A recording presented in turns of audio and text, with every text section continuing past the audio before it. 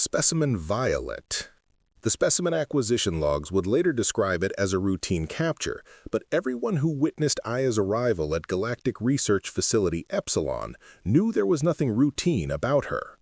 Dr. Chen stood before the reinforced observation glass, his eyes narrowed as he studied the being on the other side. "Remarkable," he whispered to himself, adjusting his spectacles. "Simply remarkable." The female humanoid sat cross-legged in the center of the containment chamber, her skin a luminescent purple that seemed to pulse with its own inner light. Long, delicate fingers rested on her knees, and her eyes stared forward unflinching, despite the numerous scanners and monitoring devices pointed at her. "What exactly is she, Dr. Chen?" asked Sarah, the junior researcher whose curiosity often exceeded protocol.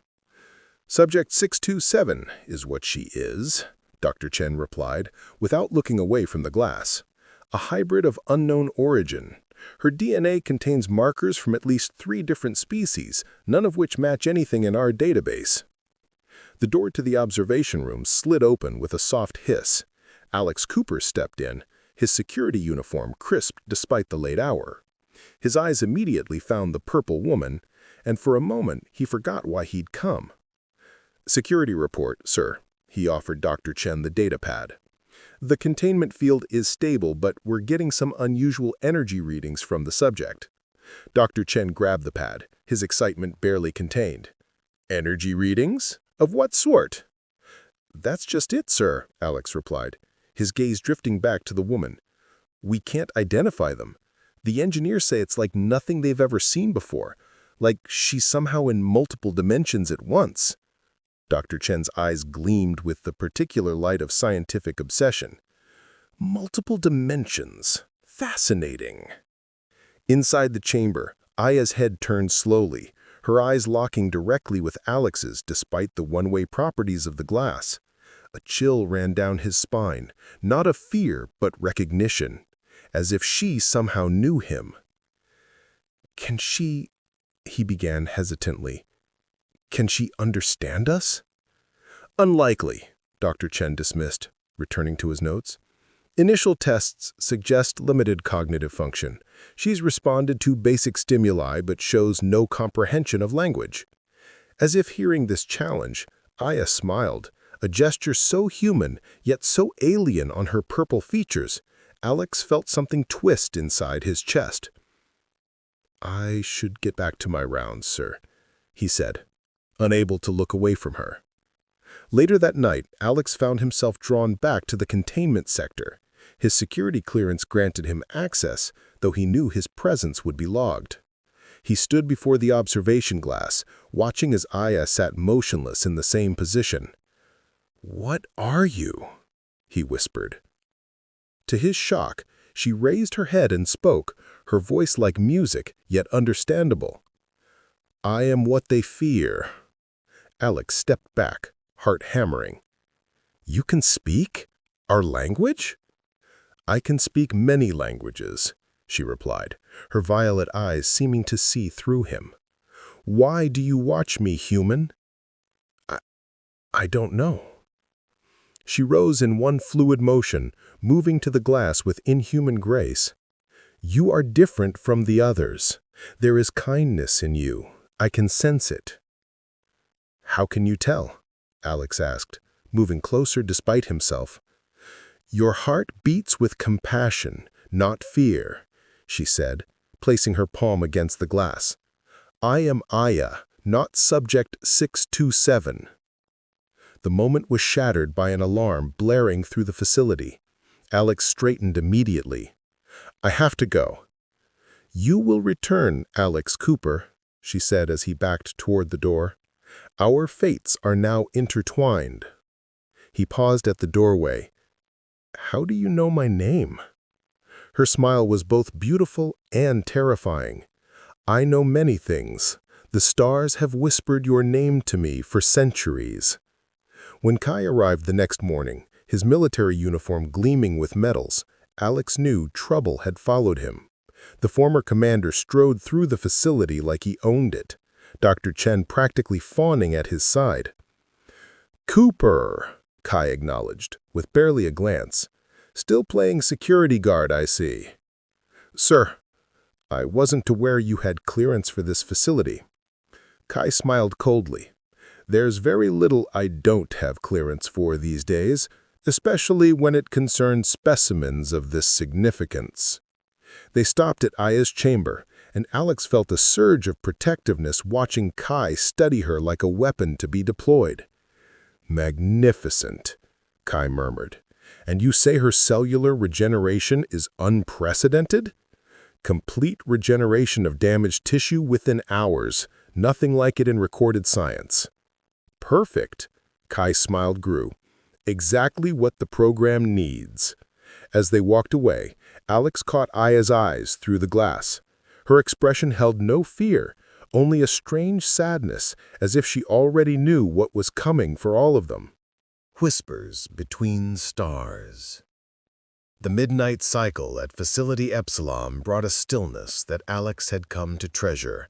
The corridor is emptied of all but essential personnel, and the harsh fluorescent lighting dimmed to a soft blue glow. He found himself once again standing before Aya's chamber, his security badge clutched tightly in his hand. "You returned?" she said, her voice carrying clearly through the intercom system he'd activated. "As I knew you would." "How did you know my name?"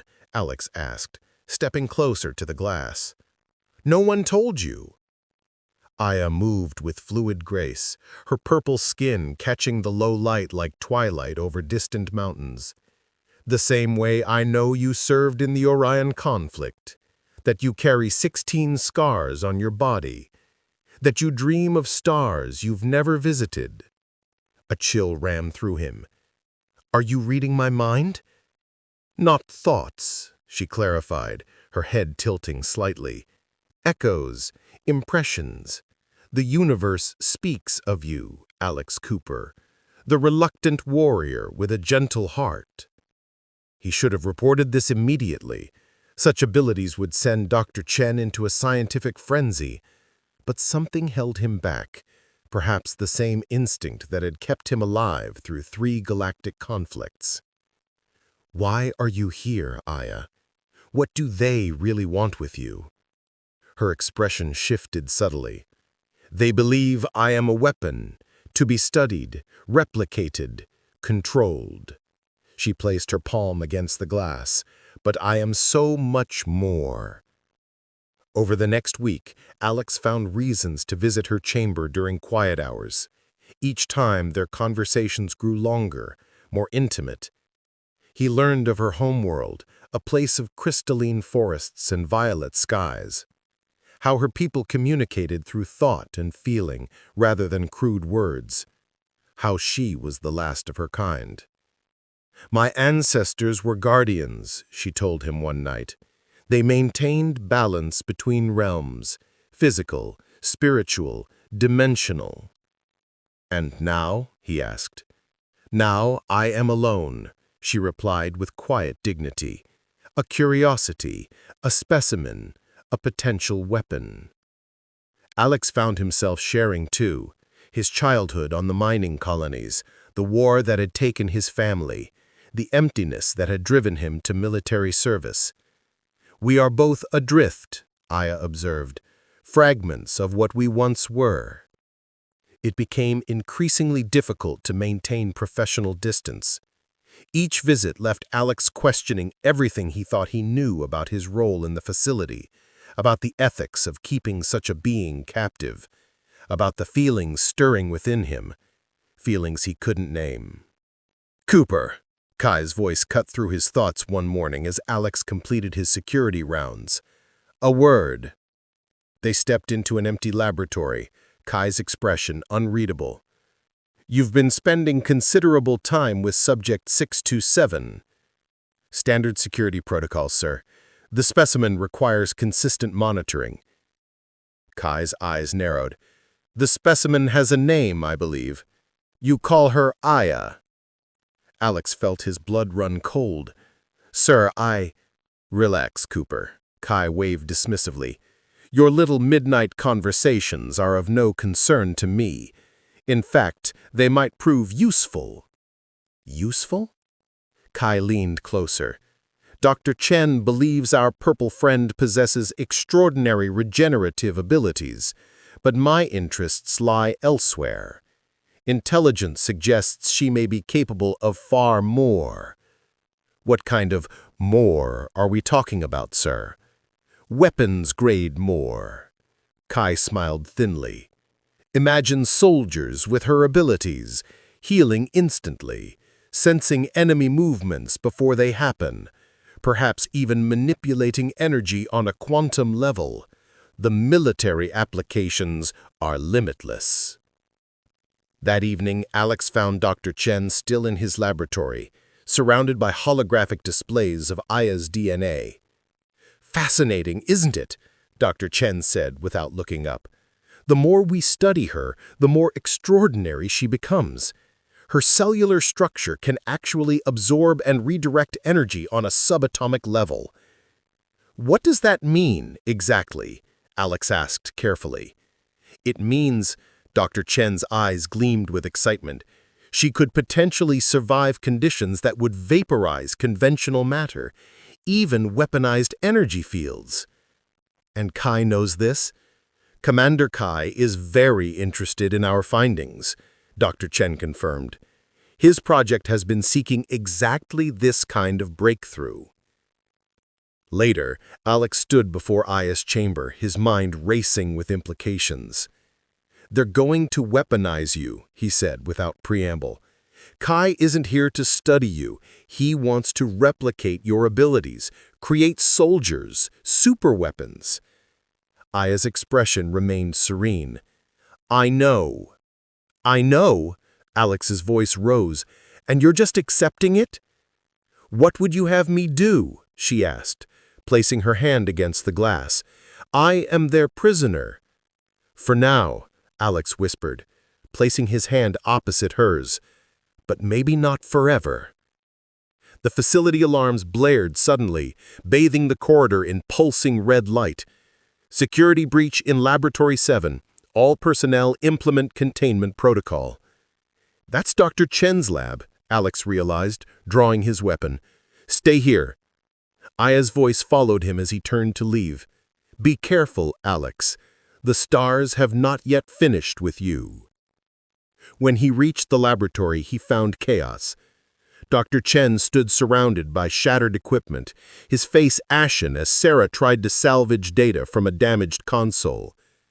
What happened? Alex demanded, scanning for threats. Someone accessed my research. Dr. Chen's voice shook with rage. All my findings on Subject 627's genetic structure, all my work. Who? Dr. Chen's eyes narrowed. Only one person besides myself had the clearance. Kai? Alex whispered. He's accelerating the timetable. He means to transfer her to the Military Research Division. Tomorrow. Alex felt his world tilt. Tomorrow? As he returned to his quarters that night, Alex knew sleep would elude him. The thought of Aya being taken, reduced to a military experiment, made his stomach twist.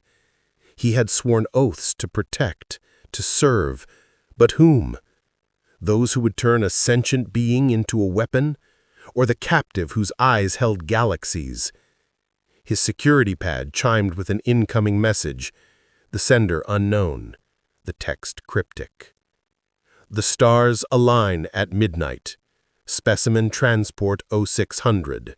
Choices echo across dimensions. Alex stared at the message, his heart racing. He knew what he had to do, and he knew it would cost him everything. Blood and stardust.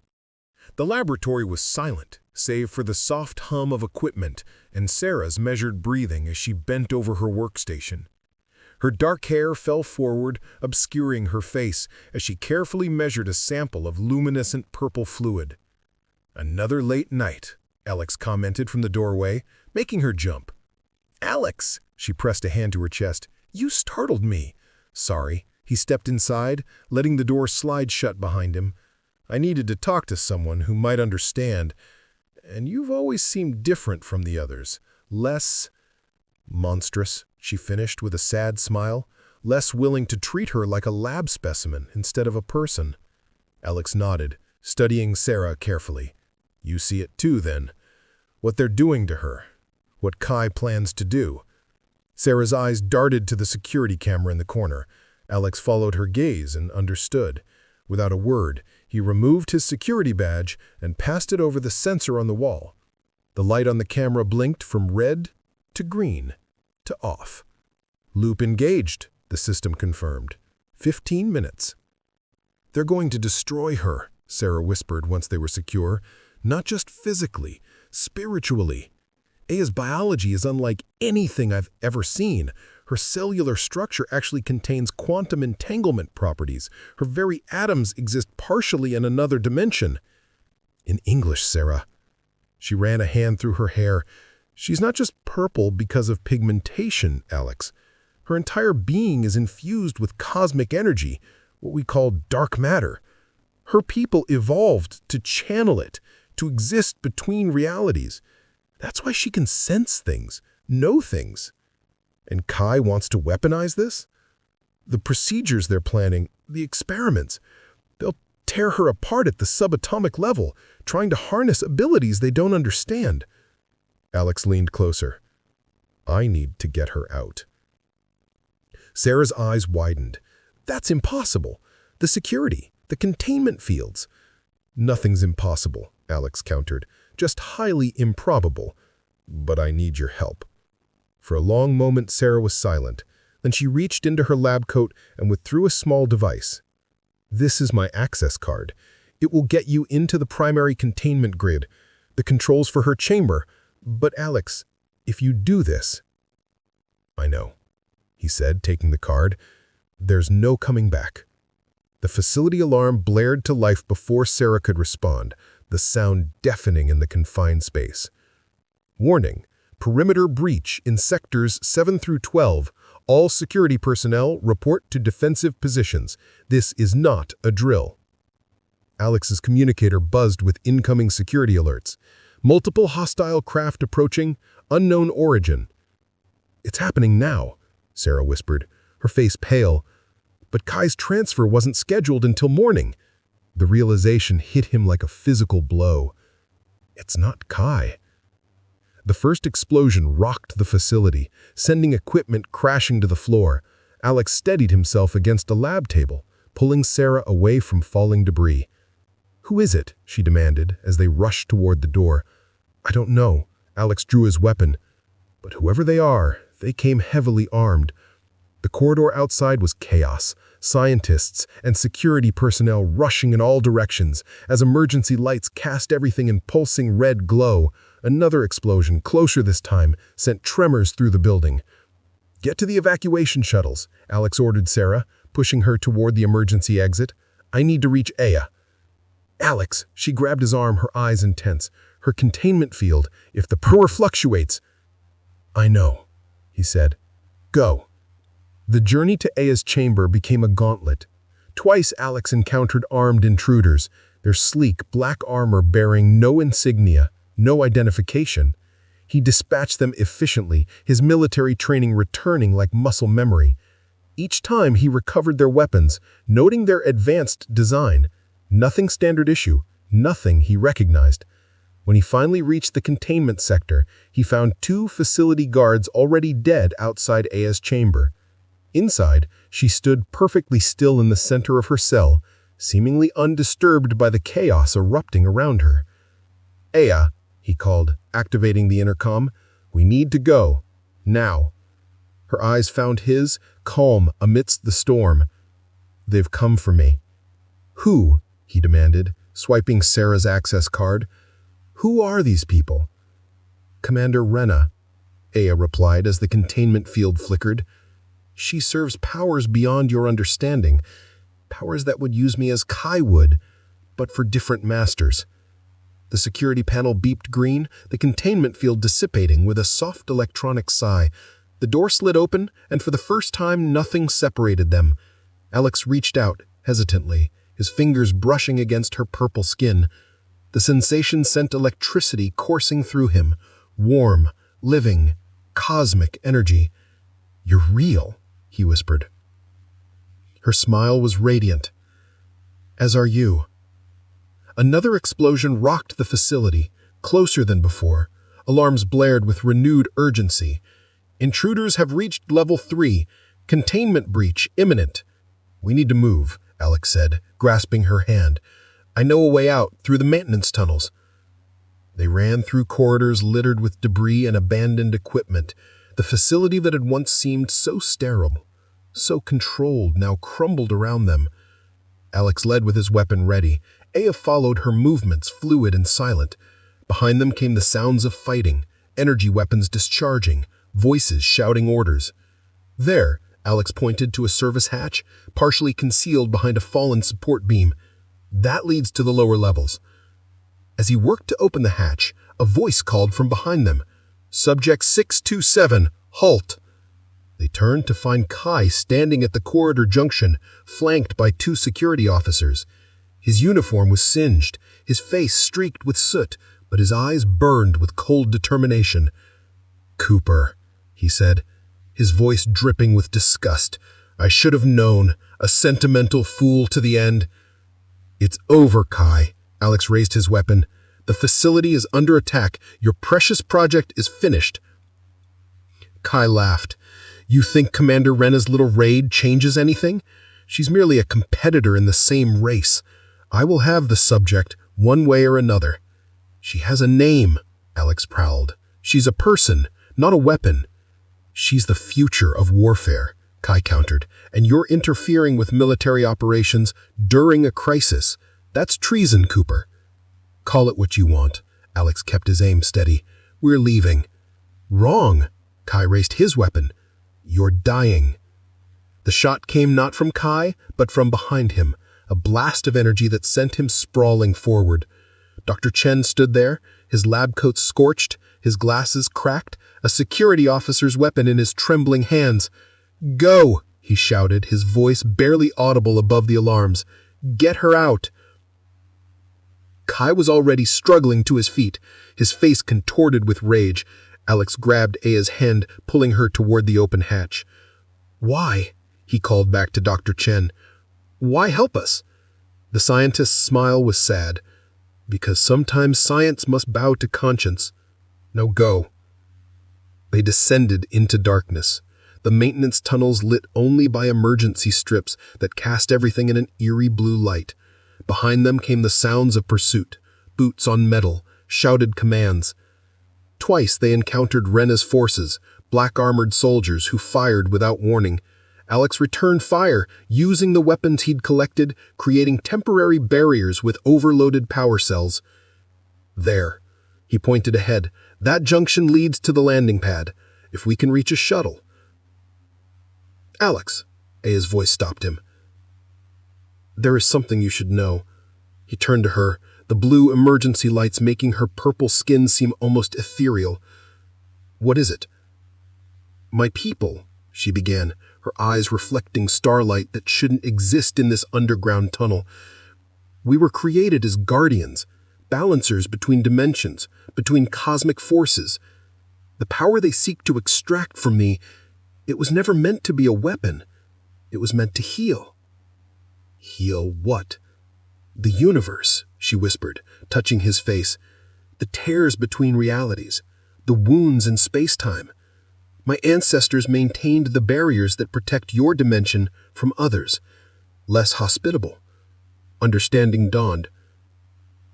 "And without you?" "The barriers weaken," she confirmed. "Already stars die prematurely. Cosmic anomalies multiply. The sickness spreads." A distant explosion rocked the tunnel, dust and debris raining down. "We need to move," Alex said. "We can discuss cosmic responsibilities once we're safely off this rock." As they reached the final junction before the landing pad, a figure stepped from the shadows. A woman in commander armor, her face scarred, her eyes cold as distant suns. "Subject 627, Commander Rena's voice was metallic, enhanced by her armor's systems. "Your escape ends here." Commander Rena, I presume. Alex raised his weapon. You're too late. Am I? She smiled thinly. Look around you, Cooper. You're surrounded. My forces control this facility. From side tunnels emerged more soldiers, their weapons trained on Hunters in the void. The smuggler's outpost clung to the dark side of an unnamed moon, its existence barely acknowledged on official charts. Its streets buzzed with the galaxy's forgotten souls, mercenaries, smugglers, refugees from a dozen conflicts. Alex guided Aya through crowded alleys, her purple skin concealed beneath a hooded cloak. "Keep your head down," he whispered. "This place is crawling with bounty hunters." 3 weeks had passed since their escape, the price on their heads growing with each passing day. Kai's forces searching relentlessly, while Commander Rena's mysterious employers offered rewards that tempted even the most honorable. They ducked into a dimly lit establishment, the air thick with smoke and suspicion. In the far corner waited Isabel, her scarred face partially hidden behind wild red hair, her fingers drumming restlessly on the table. "You're late," she observed as they sat. "Not smart in your situation." "We had to be careful," Alex replied. "Patrols have doubled since yesterday." Isabel's eyes studied Aya with unconcealed curiosity. "So this is the prize everyone's hunting, the purple girl worth a small fortune." "She's not a prize," Alex growled. "She's a person." "Person, alien, hybrid, whatever. To me, you're paying customers, and paying very well." "You can get us transport," Alex pressed. "Clean identities, passage beyond the rim."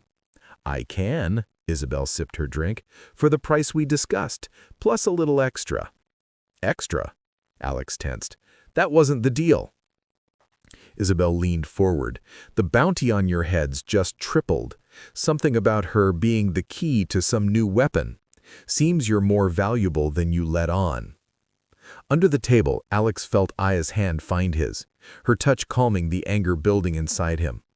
"We have what was agreed," Aya spoke, her voice soft yet commanding. "Nothing more." Something in her tone made Isabel pause. "Fine, the original price. My ship leaves in 3 hours, docking bay 17. Don't be late." Later in the privacy of their rented room, Alex paced while Aya sat cross-legged on the floor, her eyes closed in meditation. "We can't trust her," he insisted. "She knows too much." "We have no choice," Aya replied without opening her eyes. "And the stars speak of her. They say she has suffered as we have suffered." Alex knelt beside her. "These stars of yours, they tell you everything except how to escape this mess." Her eyes opened, luminous and deep. "They tell me many things, Alex. They told me you would come, that you would free me, that you would—" She hesitated. "That I would what?" "Love me," she whispered. The word hung between them, charged with possibility. In the weeks of their flight they had grown closer, dependence becoming something deeper. Her alien nature no longer seemed strange, only beautiful, another facet of the universe's endless wonder. "Alex," he began, her purple fingers tracing the line of his jaw. "I have existed for centuries, Alex. I have watched stars birth and die, yet never have I felt this human connection." When their lips met, it was like touching lightning, cosmic energy mingled with human passion. Her skin glowed beneath his touch, casting the small room in soft purple light. He felt her heart beating in time with his, felt the barriers between their separate existences growing thin. "I never believed," he whispered against her neck, "that I could feel this again. After everything I've seen, everything I've done." "The universe finds ways to heal even the most wounded souls," she replied, guiding him closer.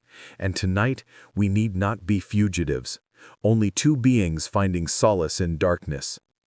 Their bodies entwined as outside stars wheeled overhead, two souls from different dimensions finding in each other what they had lost, a temporary haven against the vastness of space and time. Dawn found them preparing for departure, Alex checking weapons, Aya gathering the few possessions they had acquired. "Something troubles you," she observed, watching him. "It's too easy," he admitted. "Isabel, finding us, a ship ready to go." "You suspect a trap." I've survived this long by expecting the worst. When they reached Docking Bay 17, Isabel waited by the boarding ramp of a battered but serviceable transport. Her smile seemed genuine enough. "Right on time," she called. "We depart in 10 minutes. Your quarters are prepared." The ship's interior was cramped but clean, the crew a mixture of species, all avoiding eye contact, all seemingly focused on their tasks. With the artificial gravity engaged, they barely felt the moment of departure, the station falling away beneath them as they accelerated toward open space. "Course set for the outer rim," Isabel announced, entering their quarters. 2 jumps, then we're beyond Galactic Alliance jurisdiction, beyond the reach of your pursuers. "Thank you, Isabel," Aya said. "Your kindness will not be forgotten." The smuggler's expression shifted severely. "Yeah, well, about that kindness." The door slid shut behind her with an ominous click. Alex reached for his weapon, only to find it mysteriously missing. "Looking for this?" Isabel produced her blaster from under her jacket. "Can't have armed passengers. It's bad for business." "You betrayed us." Alex stepped protectively in front of Aya. "Who was it? Kai? Rena?" "Neither," Isabel sighed, "though they both made compelling offers. The Astral Consortium pays better." The Consortium? Alex's blood ran cold. "The Dimensional Engineers. Scientists, visionaries, call them what you will. They're very interested in your purple friend. They seek to tear the fabric between worlds," Aya said, her voice trembling with rare anger. "They would unleash chaos for power." "Not my concern," Isabel replied, heading for the door. "We rendezvous with their research vessel in 6 hours. Until then, stay comfortable." When the door sealed behind her, Alex immediately began searching for weaknesses in their prison. "There must be a way out," he muttered, examining the air vents, "some weakness in the security." "Alex," Aya's voice stopped him. "There is something I must tell you, something I have kept from you." He turned to her, concerned by her tone. "What is it?" "My people, we are not merely guardians. We are the boundary itself. My physical form, this body, it is merely a vessel, a containment structure for what I truly am." "And what's that?" Her eyes glowed with increasing intensity.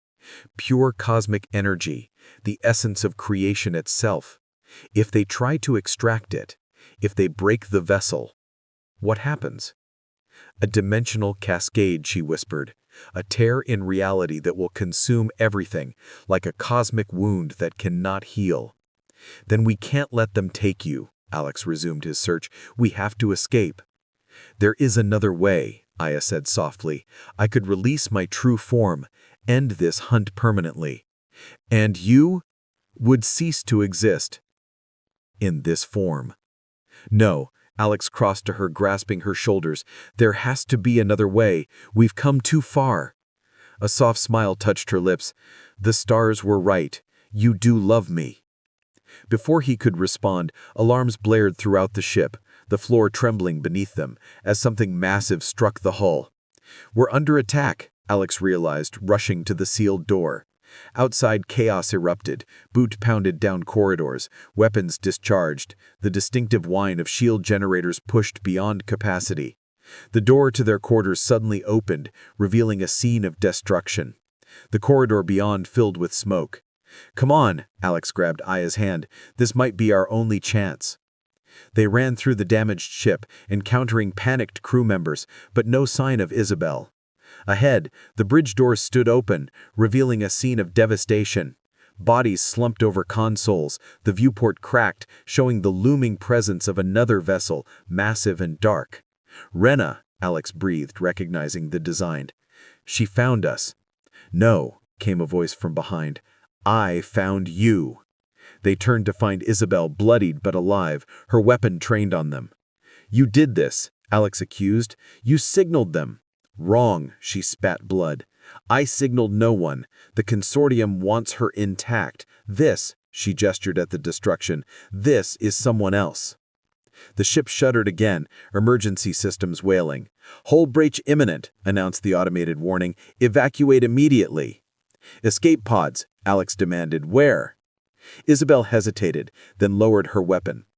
"Deck 2, Forward section, if we hurry. Why help us now? Because I was wrong, she admitted. What she is, what she contains, it's not meant to be weaponized. I've seen the consortium's plans. They don't understand what they're dealing with. They raced through the dying ship, reaching the escape pod bay as systems failed around them. Only one pod remained, its systems glowing with emergency power. Get in, Isabel ordered, shoving them forward. Both of you. What about you? Aya asked. Someone needs to launch manually, she replied, her finger hovering over the controls. The automated systems are fried. Come with us, Alex offered. There's room. Isabel smiled sadly. Redemption doesn't come that easily, Cooper.